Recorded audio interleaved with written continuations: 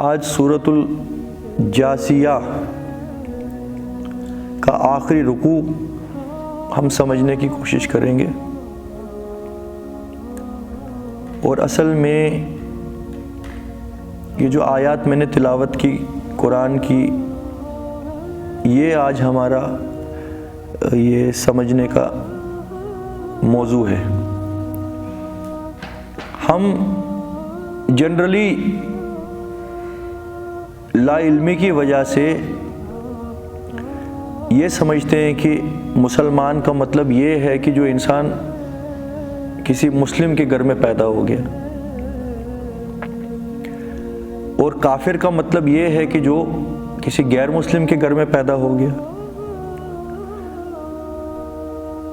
اور مسلمان وہ ہے کہ جو اللہ کے علاوہ کسی اور کو سجدہ نہیں کرتا یا کسی اور کے آگے نہیں جھکتا۔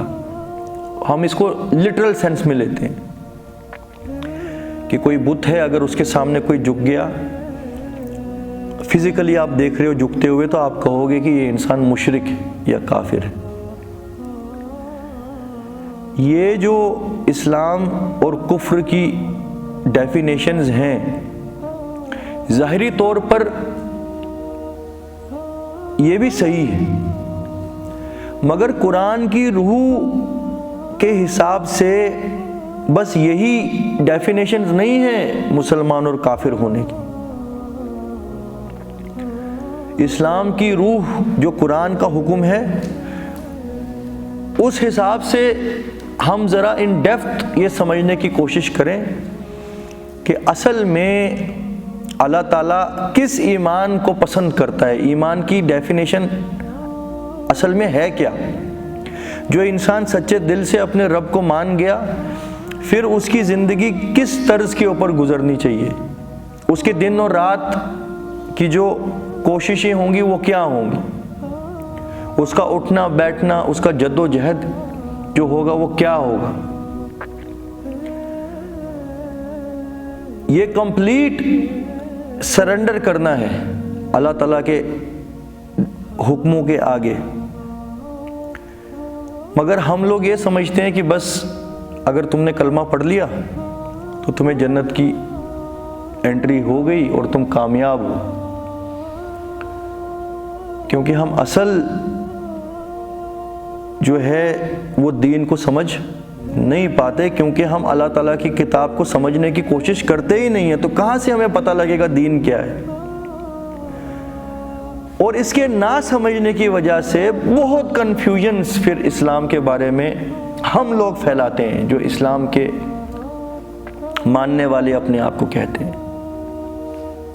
ایک مسلمان جب کوئی جرم کرتا ہے نا، اور ساتھ میں نماز بھی پڑھ رہا ہوتا ہے، وہ غیروں کو یہ لگتا ہے کہ بھئی دیکھو، یہ اپنے آپ کو مسلمان کہنے والا یہ جرم کر رہا ہے، اس کا مطلب اسلام نے ان کو یہ جرم جسٹیفائی کر کے رکھا ہوا ہے۔ اگر کوئی کسی کا حق مار رہا ہے اور نام اس کا مسلمان والا ہے، تو لوگ یہ سمجھنے لگتے ہیں کہ یہ اتنا ظالم ہے، اس سے اچھے تو ہم ہی ہیں کہ ہم اسلام فالو نہیں کرتے ہیں۔ وہ ریلیٹ کرنے لگتے ہیں اس شخص کے ساتھ اسلام کو، اور سمجھتے ہیں کہ جو یہ شخص کر رہا ہے وہی اسلام۔ آج ہم دیکھتے ہیں یہی ملکی سطح پہ بھی ہوتا ہے۔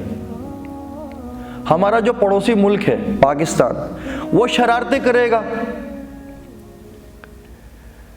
آپس میں الجھنے کی کوشش کرتے رہتے ہیں۔ یہ اپنے جو مقصد ہیں، اپنے جو میٹیریل ڈیزائرز ہیں، یہ لوگوں کو بیوقوف بنا کے آپس میں، ان کے پاس کوئی ایجنڈا نہیں ہوتا ہے کہ کس طریقے سے ہم لوگوں کو بیوقوف بنائیں۔ تو ڈسٹربنس کریٹ کرنا، وار لائک سچویشن کریٹ کرنا، ایک دوسرے کو اڑنگیاں دکھانا اور شرارتیں کرنا اور عہد شکنی کرنا۔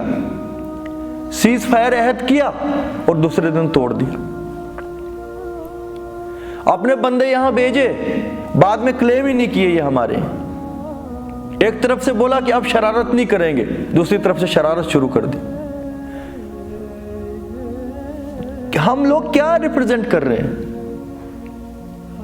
مسلمان کہنے والے ہیں نا پاکستانی اپنے آپ کو، ان کا ایک پرائم منسٹر جو ہوتا ہے اس کے پاس لندن کے اندر پراپرٹی ہوتی ہے اور یورپ کے اندر پراپرٹی ہوتی ہے، اور کھلے عام وہ وہاں پہ عیاشیاں کر رہا ہوتا ہے، جبکہ عوام جو ہے اس کا ہم کیا حال دیکھتے ہیں۔ اس ملک کا بھی حال کچھ ٹھیک نہیں ہے، مگر ان سے ایکسپیکٹیشن بھی نہیں نہ ہے، یہ تو کلیم ہی نہیں کرتے ہیں اپنے آپ کو کہ ہم آسمانی کتاب ماننے والے ہیں، تو لہٰذا ان کا ٹاپک الگ ہے۔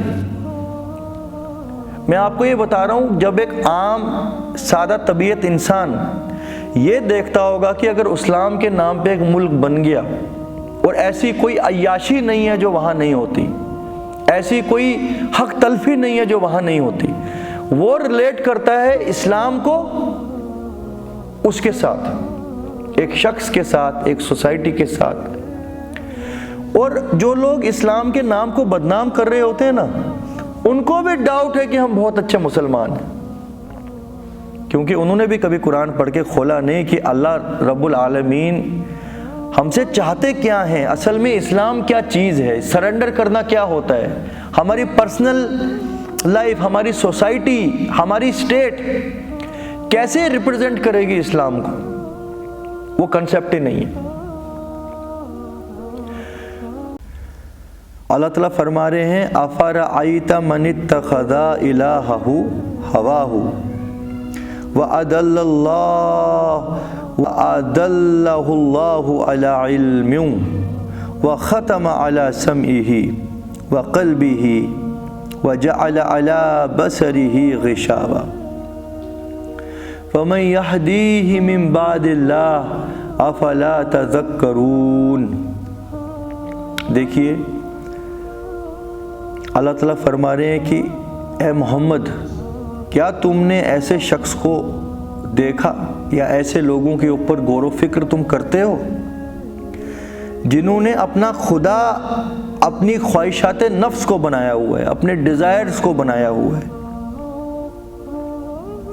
ہم کہتے ہیں نا کہ اگر اللہ کے علاوہ کسی اور کو کسی نے معبود بنایا تو اس نے کفر کیا، اس نے شرک کیا، وہ کافر ہو گیا۔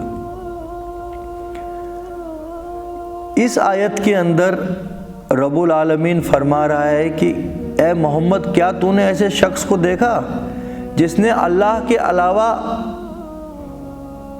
اپنی خواہشات نفس کو خدا بنایا ہوا ہے؟ کیا مطلب ہوا اس کا؟ اپنے آپ کو، اپنے ڈیزائرز کو، اپنی فزیکل ریکوائرمنٹس کو، اپنے میٹیریل ریکوائرمنٹس کو اس نے خدا بنایا ہوا ہے۔ اب مجھے بتائیے، یہ کافر ہے، مشرک ہے، کیا ہے یہ؟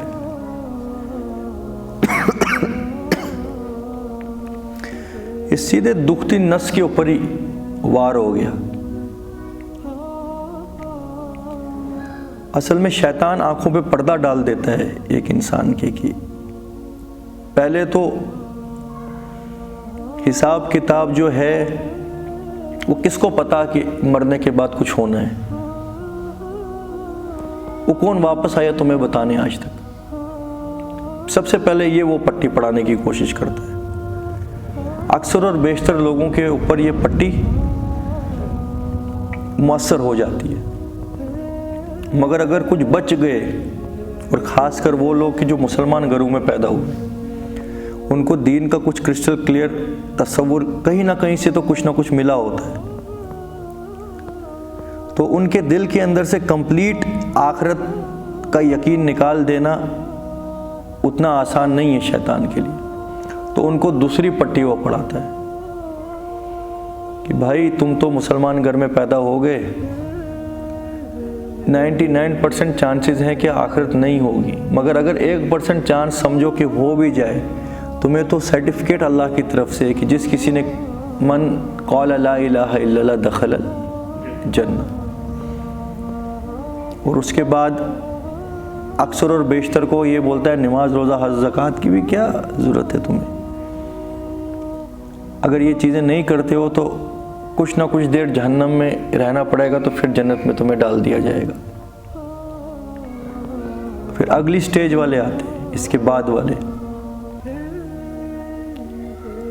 کہ ان کے ذہن کے اندر یہی سائیکلوجی کے اوپر شیطان اٹیک کر رہا ہوتا ہے کہ اول تو آخرت کسی نے دیکھی نہیں، مگر اگر ہوگی بھی تو فلاں فلاں فلاں تمہیں بچا لیں گے۔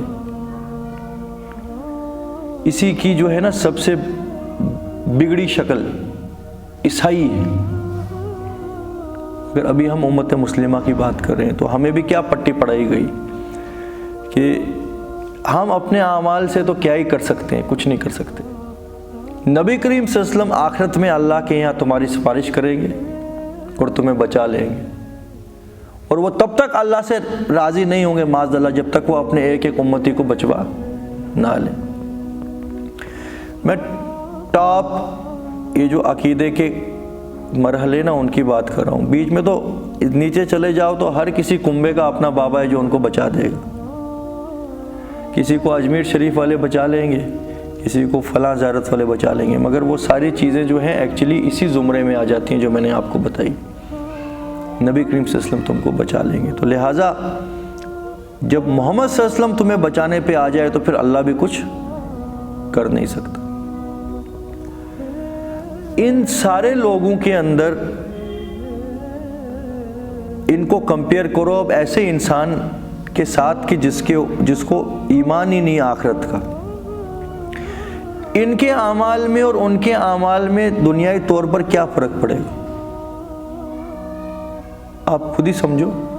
آپ کو بتایا جا رہا ہے کہ بھائی ایگزام تو ہے مگر تجھے بچا لیا جائے گا، تو ایگزام کی تیاری وہ بندہ کیوں کرے گا، محنت کیوں کرے گا، جد و جہد کیوں کرے گا، کوشش کیوں کرے گا؟ مستی کرے گا۔ اور ایک کو یہ بتایا جا رہا ہے کہ ایگزام ہے ہی نہیں تو وہ بھی کیوں کرے گا؟ نیٹ رزلٹ دونوں کا ایک ہی ہے کہ نہیں؟ اعمال ویسے ہی رہیں گے، ضمیر ڈی گریڈ ہوتا رہے گا، دنیا پرستی جو ہے وہ بڑھتی جائے گی، شو آف پومپ اینڈ شو دنیا کے بڑھتے جائیں گے، جس کی لاٹھی اس کی بھینس، وہی سسٹم رہے گا، جس کے پاس اقتدار ہوگا وہ ایکسپلائٹ کرتا رہے گا، کوئی چینج آنے والی نہیں۔ یہی پٹیاں ہمیں پڑھائی ہیں نا، تو نیٹ رزلٹ آج امت مسلمہ کا دیکھ لو، اکثر اور بیشتر انہی میں سے کسی ایک سٹیج میں وہ پڑے ہوئے ہیں، کیونکہ بتایا کیا گیا فزیکلی اگر تم نے اپنے رب کے علاوہ کسی اور کے سامنے تم جھکے تو تب تم کافر ہو، ورنہ تم کیا ہو؟ مسلمان ہو۔ اب یہاں آپ دیکھیے، یہاں اللہ تعالیٰ کیا فرما رہے ہیں؟ یہاں کسی بت کا ذکر نہیں آ رہا ہے، نہ لات کا، نہ منات کا، نہ عزا کا۔ اللہ تعالیٰ فرما رہے ہیں کہ اے نبی، کیا تو نے ایسے شخص کو دیکھا جس نے اپنی خواہشات نفس کو خدا بنایا ہوا ہے؟ اب آپ مجھے بتائیے، خواہش نفس کو خدا بنا دینا یہ کوئی فزیکل ایکٹیویٹی ہے؟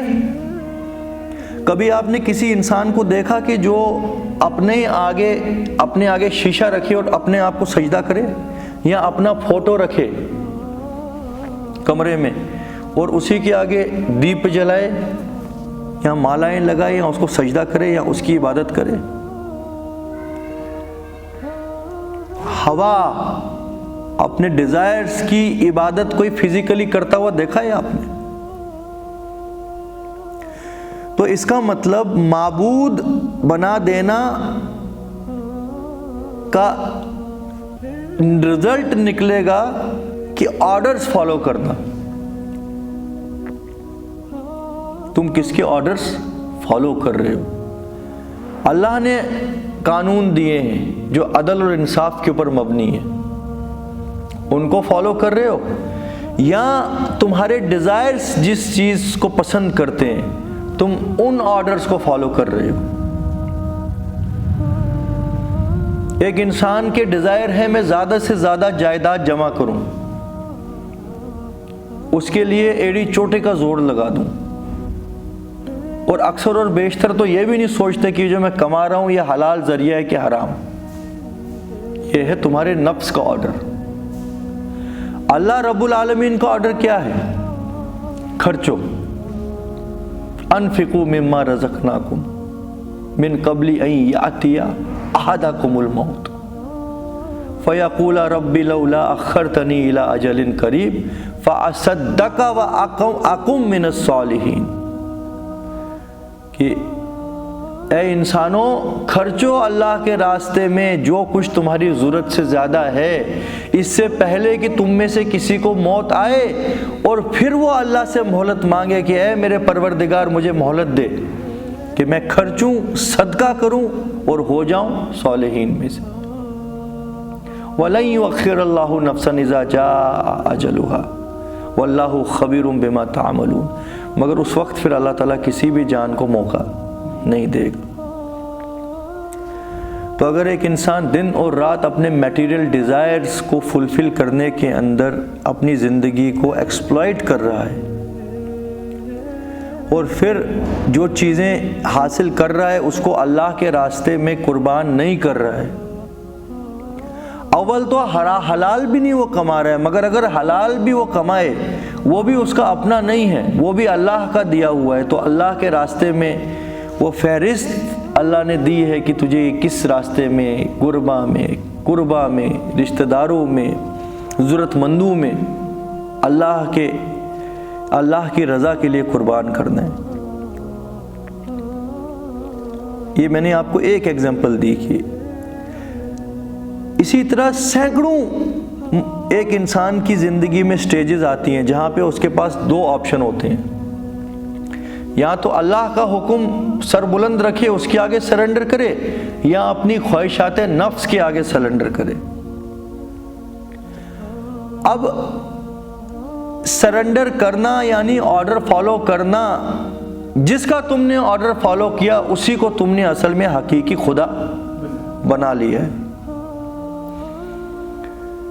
اب آپ مجھے سمپل یہ بتائیے کہ جس انسان نے اپنے نفس کے آرڈرز کو ٹاپ لیول پہ رکھا ہوا ہے، اس کے ماتحت وہ چلتا ہے، اور نفس جو ہے وہ تو کھینچتی ہی ہے دنیا پرستی کی طرف، ان النفس لامارۃ بالسوء، نفس تو کھینچتی ہی ہے برائیوں کی طرف اور ڈیزائرز کی طرف اور دنیا پرستی کی طرف اور مفاد پرستی کی طرف۔ جس نے اپنی خواہشات نفس کے آرڈر فالو کیے، اس نے اپنے ڈیزائرز کو خدا بنایا، یہ جو ہے یہ کس کیٹیگری میں آئے گا؟ مومن صادق ہوگا یہ کہ مشرک ہوگا کہ کافر ہوگا، کیا ہوگا؟ یہ چیز کیوں نہیں ڈسکس ہوتی ہے؟ جو علماء اور مشائخ کفر شرک کرتے رہتے ہیں، وہ اس قرآن کی روح کے اوپر غور کیوں نہیں کرتے؟ افرأیت من اتخذ الہہ ہواہ، کیا تو نے ایسے شخص کو دیکھا جس نے اپنی خواہشات کو ہی خدا بنا رکھا ہے؟ اب چاہے اس کا نام عبد الرحمن کیوں نہ ہو، ایکچولی میں کیا ہے؟ عبد النفس، اپنی نفس کا بندہ۔ نبی صلی اللہ علیہ وسلم نے فرمایا تھا ایک حدیث میں، تئیسو عبد الدینار و عبد الدرہم، کہ ہلاک کر دیا جائے درہم کا بندہ اور دینار کا بندہ۔ یہ کون سا بندہ ہے کہ جو درہم اور دینار یعنی کرنسی کو آگے رکھ کے اس کے آگے سجدہ کرتا ہے فزیکلی؟ ہے کوئی پاگل ایسا دنیا میں؟ تو اس کا مطلب روح کیا ہے دین کی یار، یہ سمجھو نا۔ خدا بنا لینا مطلب کہ اطاعت کرنا، اس پرپز کے اوپر اپنی زندگی کو لٹا دینا، اس کے حساب سے زندگی گزارنا، یہی رزلٹ نکلا یہاں، خدا بنا دینا۔ مگر ہمارا سارا فوکس کس پہ ہے کہ اگر تم نے ظاہری کسی کو دیکھ لیا اللہ کے علاوہ کسی کے آگے ہاتھ پھیلا رہا ہے تو اس نے شرک کیا، بالکل شرک کیا، اس میں کوئی شک نہیں ہے۔ مگر یہ دل کی جو کیفیت ہے اس کو کیوں نظر انداز کیا جاتا ہے؟ جس کی وجہ سے امت مسلمہ کے اعمال ڈی گریڈ ہوتے جا رہے ہیں، ضمیری طور پر ڈی گریڈ ہو رہی ہے، انسانیتی طور پر ڈی گریڈ ہو رہی ہے۔ تمہارا پڑوسی بھوکا ہے تمہارے دسترخوان کے اوپر 10 قسم کے لذیذ پکوان ہیں، تمہاری نفس کہتی ہے کہ یار اپنا سوچو بھائی، کیا پڑوسی کا سوچنا ہے، وہ اپنا کر لیں گے۔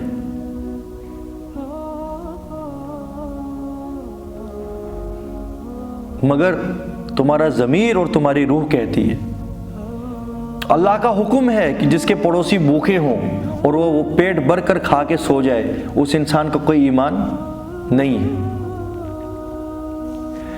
پھر نبی کریم صلی اللہ علیہ وسلم کے ذریعے اللہ تعالیٰ نے کھول کھول کے باتیں بیان کی کہ اگر تم کبھی کوئی پھل لے کے آؤ اپنے گھر اور اس قابل نہ ہو کہ اپنے پڑوسی کو بھی کچھ اس کا حصہ بیچ سکو، تو اس کا چھلکا خبردار اپنی چوکھٹ کے باہر نہ رکھنا ایسی جگہ جہاں ان کے بچے دیکھیں کہ انہوں نے آج یہ پھل کھائے ہیں، کہ ان کا بھی دل للچائے کہ کاش ہمارے پاس بھی یہ پھل ہوتا۔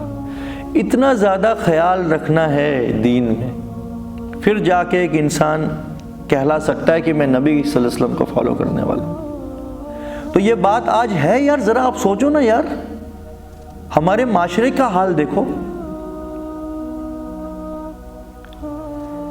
میٹیریلزم کی انتہا ہے اور بالکل تیار ہے مرنے کو کہ جنت میں اب جائیں گے، مگر اگر نفس کے غلام ہوئے ہوں گے وہ جنت میں جائیں گے؟ ہاں، اب یہاں پہ ایک یہ چیز ہے، یہ دین کی روح ہے، مگر اس کا فیصلہ جو ہے وہ خالی رب العالمین کر سکتا ہے نا۔ یہ خالی اپنے آپ کو انٹروسپیکٹ کرو، شرعی طور پر اس کے اوپر فیصلہ کوئی مفتی یا کوئی قاضی نہیں لگا سکتا،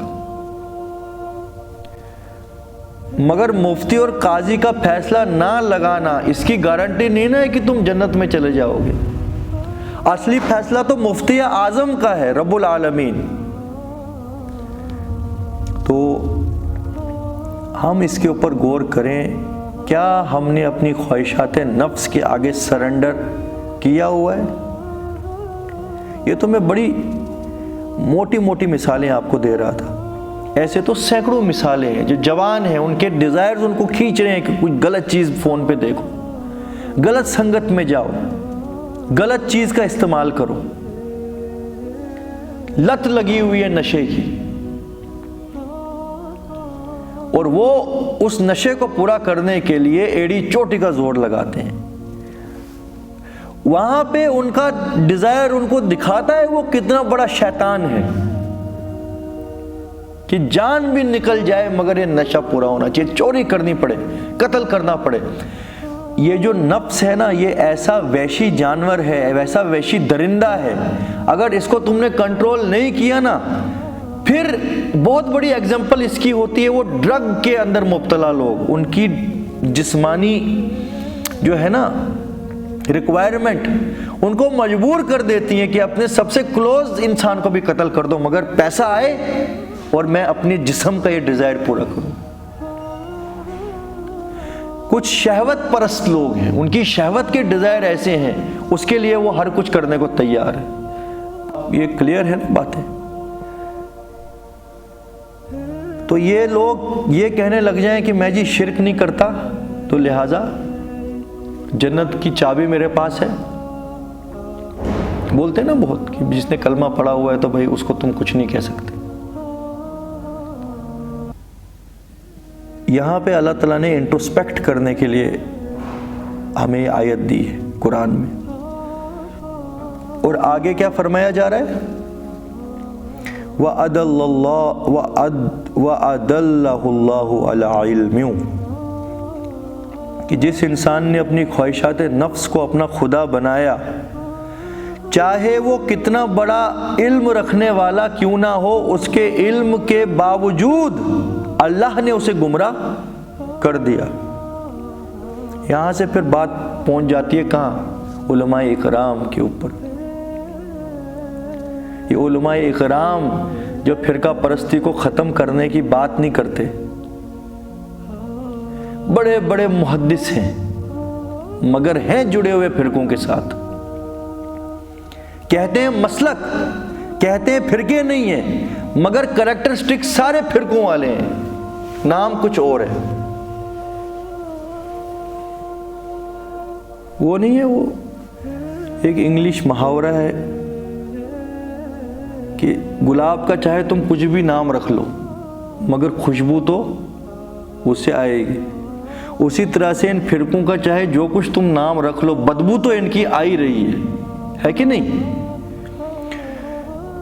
اس آیت کو آپ کنیکٹ کرو سورۃ الاعراف کی آیت نمبر 174 کے ساتھ کہ اے نبی کیا میں تجھے ایسے شخص کا قصہ بیان کروں کہ جس کو ہم نے اپنی آیت کا علم عطا کیا مگر وہ بدبخت سب کچھ جاننے کے بعد بھی انجان ہی رہا، کیونکہ خواہشات نفس جو تھی اس کی غلامی سے وہ نکل نہیں پایا، اور وہاں پہ بھی ہوا ہی آیا ہے۔ سورۃ الاعراف 174 175 وَاتْلُ عَلَيْهِمْ نَبَأَ الَّذِينَ آتَيْنَاهُ آيَاتِنَا فَانْسَلَخَ مِنْهَا فَأَتْبَعَهُ الشَّيْطَانُ فَكَانَ مِنَ الْغَاوِينَ وَلَوْ شِئْنَا لَرَفَعْنَاهُ بِهَا وَلَكِنَّ أَخْلَدَ إِلَى الْأَرْضِ وَاتَّبَعَ هَوَاهُ۔ کیا وہ ایسی نعمت اللہ کی آیات اس کو عطا کی گئی تھی کہ وہ پتہ نہیں کہاں سے کہاں پہنچ جاتا اللہ کے یہاں اس کا درجہ، مگر وہ بدبخت دنیا کی زندگی سے چمٹا رہا اور پیروی کس کی اس نے؟ اپنی خواہشات نفس کی۔ ابھی یہ جو بڑے بڑے علماء ہیں، اگر ہم قرآن سمجھ پا رہے ہیں تو کیا وہ نہیں سمجھ پاتے ہوں گے؟ مگر وہ یہ سوچتے ہیں یار اگر میں نے اپنے فرقے کے خلاف کوئی بات کی، ٹھیک ہے قرآن میں یہ لکھا ہے تو مگر میری جو جماعت ہے، میرا جو فرقہ ہے، اس کا جو عقیدہ، اس کا جو منہج ہے وہ تو اس کے خلاف ہے، یہ مجھے ڈس اون کر دیں گے، تو لہٰذا میری واہ واہ کار کہاں ہوگی؟ میرے ہاتھ کہاں چومے جائیں گے؟ کہاں مجھے مفتی اعظم قرار دیا جائے گا؟ یہ تو مجھے نکال دیں گے۔ پھر نئی ٹیم تلاش کر کے نئی ٹیم کو اپنے پیچھے پیچھے چلانا وہ تو لانگ پروسیس ہے۔ یہ دنیا کی شہرت، یہ دنیا کی لکشریز، یہ دنیا کی جو ہے نا واہ واہ واہ کرنا، ہاں جی کتنے بڑے عالم، پہنچے ہوئے عالم، یہ چھوڑنا یہ ان کے لیے کوئی آسان کام نہیں ہے۔ تو اس انسان کی مثال اللہ تعالیٰ فرما رہے ہیں مثلہم کمثل الکلب، اس کی مثال کتے کے جیسی ہے۔ کتے کو کچھ لینا دینا نہیں ہے کہ دنیا کی سب سے بڑی آسمانی نعمت اس کے سامنے ہو، مگر اس کو چاہیے خالی اپنی ہڈی اور چاہیے اپنی شہوت پوری کرنے کے لیے اپوزٹ جینڈر، تو باقی پھر دنیا کا کچھ بھی سامنے کرو اس کو کیا لینا دینا۔ کتنا غضبناک ہو گیا رب العالمین کی ایسی مثال دینی پڑ رہی، اور الفاظ کیا ہے؟ ہوا۔ وَأَدَلَّهُ اللَّهُ عَلَى عِلْمٍ، اور اللہ نے علم کے باوجود اس کو گمراہ کیا، اور خالی گمراہ ہی نہیں کیا، جب اس نے یہ ثابت کر دیا کہ دنیا پرستی کو میں چھوڑنے والا نہیں ہوں، وَخَتَمَ عَلَى سَمْعِهِ، اللہ تعالیٰ نے سیل کر دیا، مہر کر دیا اس کی سماعت کو، وَقَلْبِهِ، اور اس کے دل کو بند کر دیا اسلام کے لیے، وَجَعَلَ عَلَى بَصَرِهِ غِشَاوَةً، اور اللہ نے اس کی آنکھوں کے اوپر پردہ ڈال دیا، اب اس کو حقیقت نظر آنے والی نہیں۔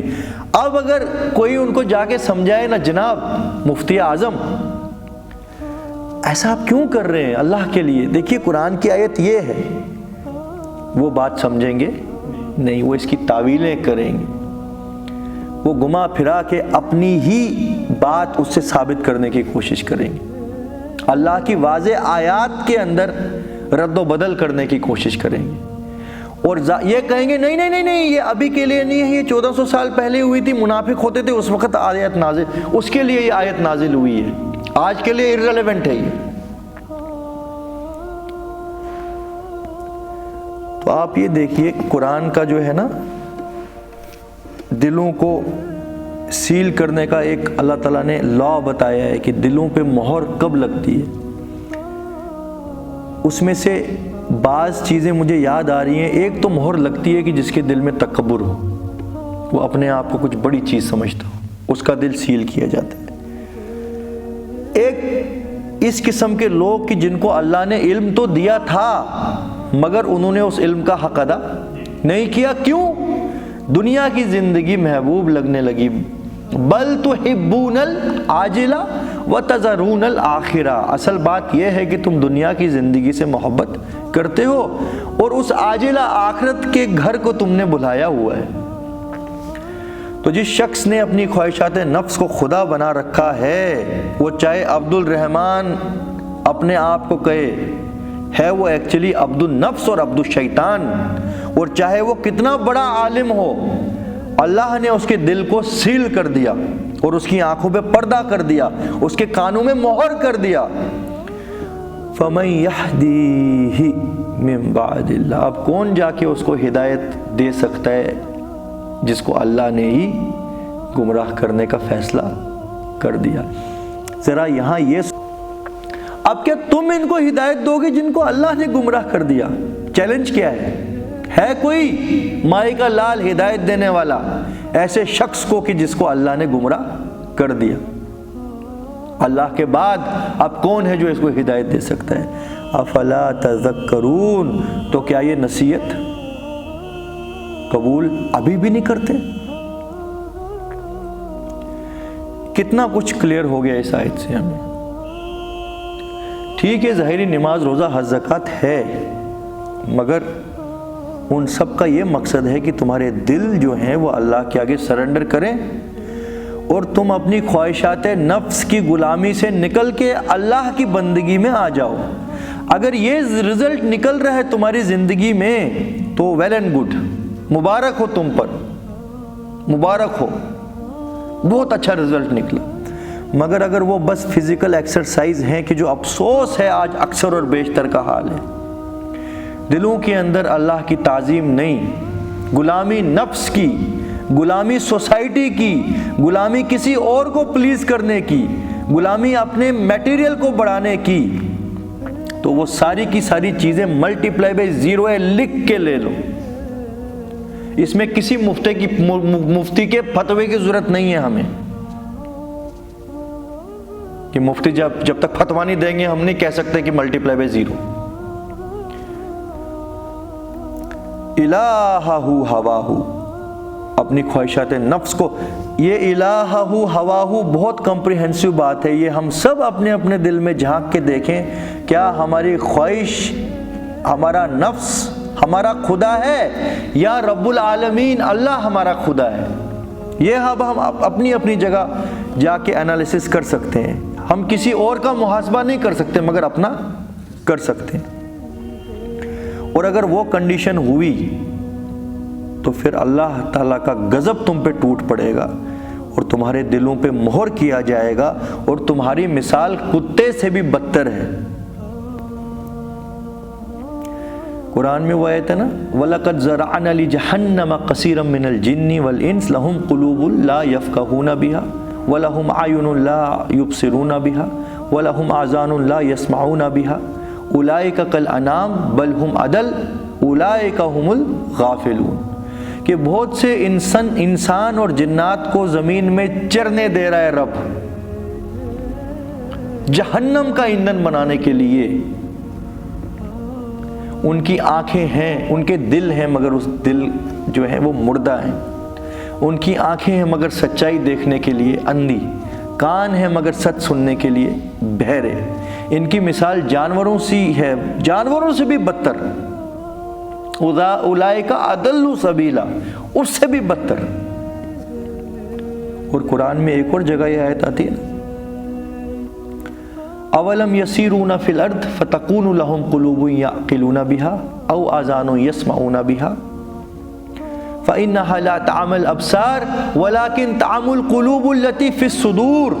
کیا یہ زمین میں چلتے پھرتے نہیں اپنے رب کی نشانیاں نہیں دیکھتے؟ ان کے دل ایسے نہیں ہے کہ جو اس دل سے انالائز کریں باتوں کو، دل سے سمجھنے کی کوشش کریں. آگے فرمایا گیا اصل میں آنکھیں اندھی نہیں ہوتی، اندھے تو ان کے دل ہیں جو ان کے صدور، ان کے سینوں کے اندر۔ اب بتاؤ یہاں کون سا سائنٹیفک فینومینا لگاؤ گے، کون سا شرعی فتویٰ لگا سکتا ہے انسان؟ دل اندھا ہے، دل مردہ ہے۔ مفتی کے تو جوریڈکشن سے ہی بار بات ہو گئی، مفتی تو کس چیز پہ فتویٰ لگا سکتا ہے جو ظاہری ہو، مگر اللہ تعالیٰ فتویٰ کس پہ لگاتا ہے؟ جو باطنی ہو، جو روحانی ہو۔ اب روحانی بات زیادہ امپورٹنٹ ہے کہ فزیکل؟ وہ حدیث ہے نا، ان اللہ لا ينظر الى صورکم واجسامکم ولکن ينظر قلوبکم واعمالکم۔ اللہ تعالیٰ نہ تمہاری صورتیں دیکھتا ہے اور نہ ہی تمہارے جسم، وہ دیکھتا ہے تو تمہارے اعمال اور تمہارے دل کے اندر کیا ہے۔ انما الاعمال بالنیات، ایمان کا دار و مدار، اعمال کا دار و مدار نیتوں کے اوپر ہے۔ ایک آیت کے بارے میں کتنا ڈسکس کر سکتے ہیں اور ہم کتنے غافل ہیں ان چیزوں سے، اور غافل ہونے کی وجہ سے دین کی اصل جڑ ہم پکڑ ہی نہیں پائے، ہم الجھنے لگ گئے اور لڑنے لگ گئے ظاہری چیزوں کے اوپر۔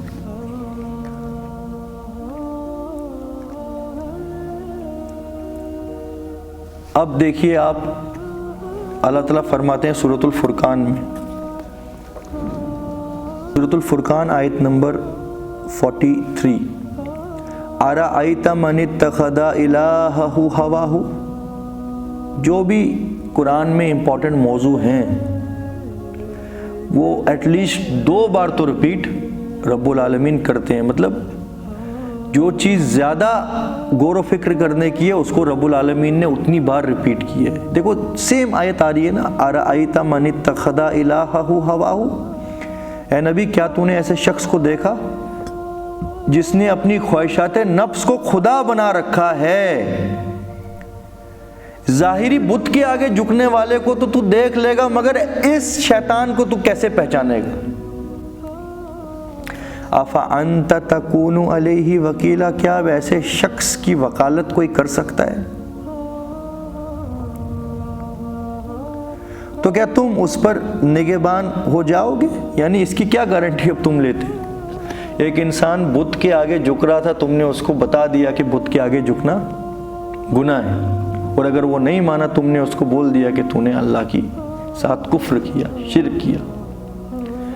مگر جو سینکڑوں لوگ اپنی خواہشات نفس کو خدا بنائے ہوئے ہیں، مگر ظاہری طور پر وہ اللہ کی ہی عبادت کرتے ہیں، یا جیسے کہ مسجد میں آئیں گے، روزے رکھیں گے، سجدے اللہ کو کریں گے، ٹھیک ہے، تو قیامت کے دن فرشتوں کو بھی ہو سکتا ہے ڈاؤٹ لگ جائے کہ یار یہ تو توحید پرست تھا، تو وہ کیا گواہی دیں گے؟ وہ تو شرک کی گواہی نہیں نہ دیں گے، مگر اللہ تعالیٰ کو پتا تھا یہ کیا پرست تھا، یہ نفس پرست تھا، یہ خواہش پرست تھا، اس نے بس ایکسرسائز رکھی تھی، نماز روزہ حج زکوٰۃ، اس کی وجہ سے اس کے دل کی کیفیت بدلی نہیں تھی، وہ ڈٹو اس انسان کی جیسی تھی کہ جو اللہ تعالیٰ کو ماننے والا نہیں تھا۔ یہ اسی سے انسپائر ہوتا تھا، اسی سسٹم میں خوش ہوتا تھا، انہی کی طرح زندگی گزارتا تھا۔ ہاں آ جاتا تھا مسجد بھی 5 منٹ کے لیے، ٹکرے بھی مارتا تھا، ٹھیک ہے، تو نبی صلی اللہ علیہ وسلم اس کی سفارش وہاں کریں گے قیامت کے دن۔ ہو سکتا ہے بولیں کہ یا پروردگار یہ تو نماز پڑھنے والا ہے، مگر اللہ تعالیٰ فرما رہے ہیں کہ کیا ایسے شخص کی تو وکالت کر سکتا ہے کہ اے پروردگار یہ تو توحید پرست تھا، مگر اللہ کے آگے کیا وکالت تو کرے گا؟ اللہ کو تو پتہ ہے یہ نفس پرست تھا، بتاؤ کیا ایکٹ لگے گا اب؟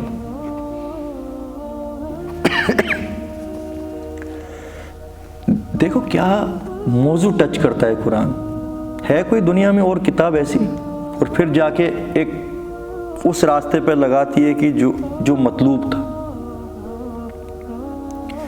اور یہ پڑھنے کے بعد تصور ہی انسان کا بدل جائے گا. پہلے سوچ کچھ تھی پھر کچھ ہو جائے گی, ہے کہ نہیں؟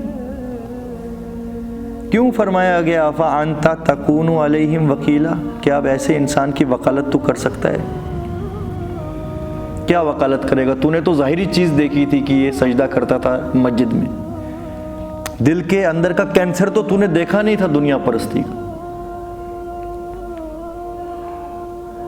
اب ایسا شخص یہ سوچنے لگ جائے کہ نبی صلی اللہ علیہ وسلم میری سفارش کروا دیں گے,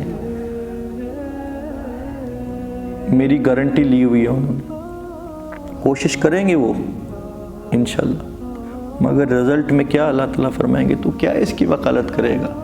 اس کے دل کو تو میں نے دیکھا تھا نا. دنیائی شرعی قانونوں کے حساب سے تو ایسے انسان کے اوپر کوئی ایکٹ نہیں لگے گا, مگر دنیا تو بہت ٹمپریری ہے. اصلی میں تو قیامت کے دن کفر کا اور شرک کا ایکٹ اس پہ لگے گا نا, اور وہیں ایکٹ سے بچنا ہے نا. اصل میں یہاں کا کیا ہے؟ تو وہاں وہی ٹیگ لگنا ہے اس پہ, چاہے اس کا نام ہو سید مولانا عبد العزیز فلانا خلفائے فلانا مجدد زمانہ, کچھ بھی لگ جائے, مگر وہاں تو لگے گا کیا؟ اور سبحان اللہ آج یہ آیت میں پوری سمجھ پایا. افانت تکون علیہم وکیلا کا کیا مطلب ہے؟ تو کیا اب ایسے شخص کی تو وکالت کر سکتا ہے؟ کس کو کہا جا رہا ہے؟ آج میں یہ پراپر سمجھ پایا آیت کی, یہ کب کی وکالت کی بات ہو رہی ہے.